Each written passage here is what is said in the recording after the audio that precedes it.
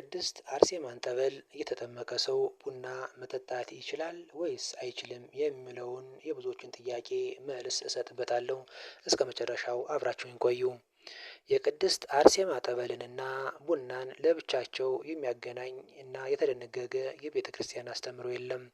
ቅድስት አርሴማ ሰማዕት ናት። ራሷን ሰማያዊት የክርስቶስ ሙሽራ አድርጋ በስጋዋ የሚደርስባትን መከራ በደስታ የተቀበለች የቅድስት ቤተ ክርስቲያናችን ብርሃን ናት።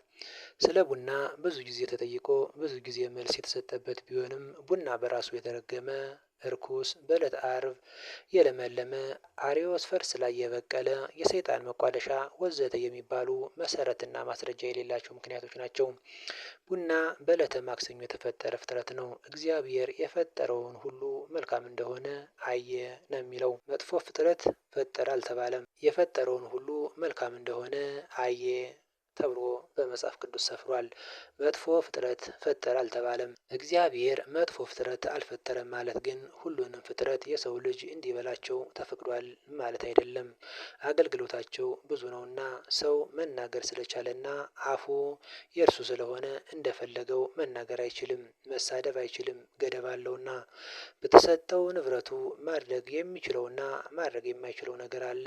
በነፃ ስለተሰጠው ሁሉንም መብላትና መጠጣት አይችልም።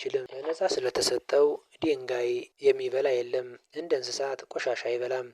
ቅድስት አርሴማ በተሰጣት ቃል ኪዳን መሰረት ታምራትን ታደርጋለች። በስሟ የታነጹ ገዳማት ከሚታየው ችግር አንፃር አባቶች የገዳም ስርዓት ሊያወጡ ይችላሉ። ይህ የአንድ ገዳም ስርዓት የሁሉ ገዳማትና አድባራት መተዳደሪያ ስርዓት ሊሆን ግን አይችልም። ቡና በዓላትን ባከበረ መልኩ ስርዓተ አምልኮን በጠበቀ መልኩ ቢጠጣ የሚያስከትለው ችግር የለም። የሚጥሰውም የቤተ ክርስቲያን አስተምሮ የለም። ውሃ ሲጠማን እንጠጣለን፣ ሻይ ስንፈልግ እንጠጣለን፣ እንጀራ ሲርበን እንበላለን።